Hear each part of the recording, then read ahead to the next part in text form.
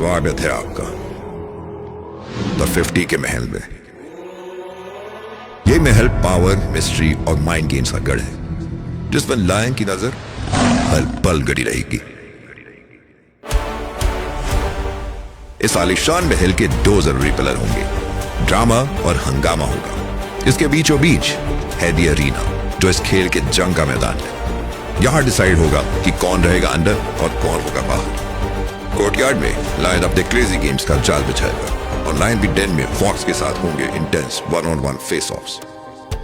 यहां का बस एक ही रूल होगा कि यहां कोई रूल्स नहीं होंगे। इस महल की हर छोटी चीज हर पल सेलिब्रिटीज को याद दिलाएंगे कि यहां सिर्फ लायन का राज चलता है। सिर्फ वही सर्वाइव करेंगे जिनका दिल है स्ट्रांग और दिमाग है लायन के पंजों से विशाल। तो रेडी हो जाइए द 50 के लिए।